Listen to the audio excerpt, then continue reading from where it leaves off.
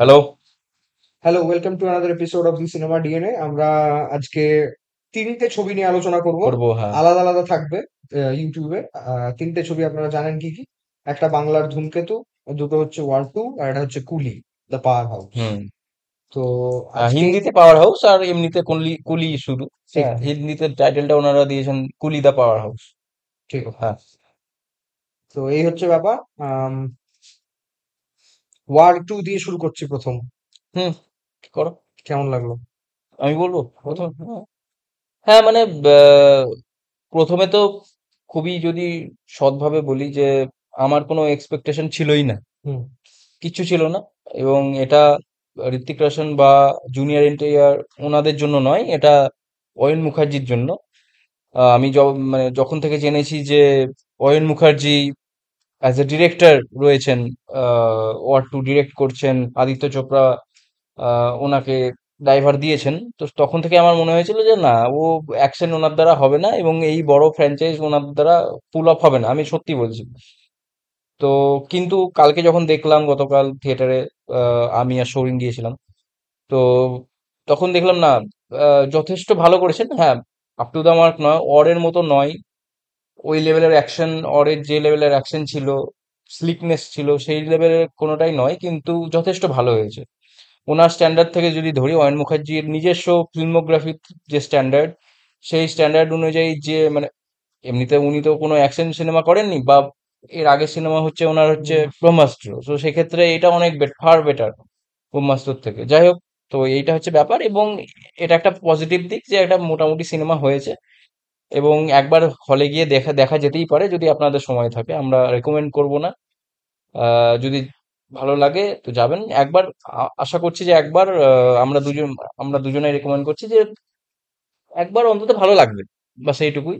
আর বাকি পজিটিভ দিক বলতে গেলে দুজনের পারফরমেন্স, সেকেন্ড হাফে এনটিআর এর পারফরমেন্স, গোটা ছবি জুড়েই ঋত্বিকের পারফরমেন্স, একটা স্টেবল পারফরমেন্স উনি দেওয়ার চেষ্টা করেছেন।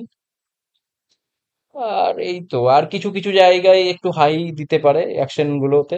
আহ, তবে হ্যাঁ, যেটা সব থেকে বড় প্লাস পয়েন্ট, যে টুইস্টটা রয়েছে, দু একটা টুইস্ট আপনারা গিয়ে দেখলে বুঝতে পারবেন।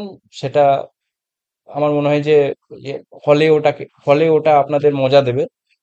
আর বাকি এটাই overall it's a dissent cinema. বাকি সরেন বলো।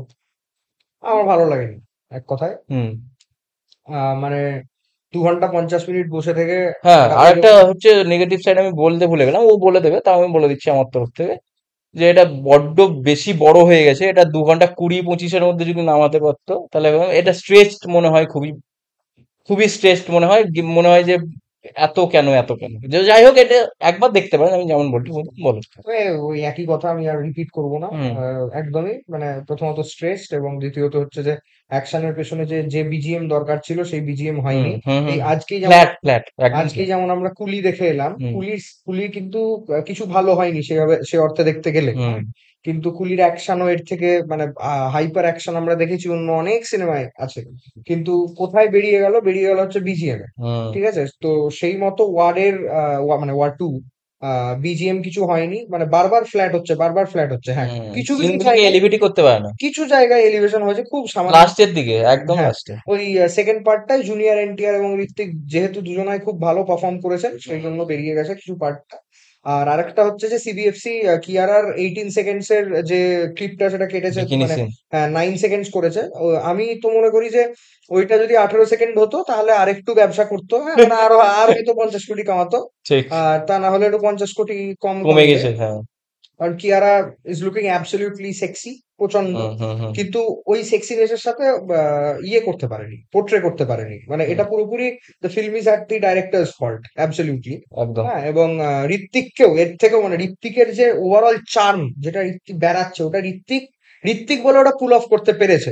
অয়ন মুখার্জির আলাদা করে কোনো ক্রেডিট নেই ভূমিকা নেই এখানে। ঋত্বিককে পুল অফ করানোর জন্য। হ্যাঁ, কিন্তু তাও ব্রহ্মাস্ত্র থেকে ভালো, ব্রহ্মাস্ত্রতে হলে গিয়ে ব্রহ্মাস্ত্র বসে থেকে।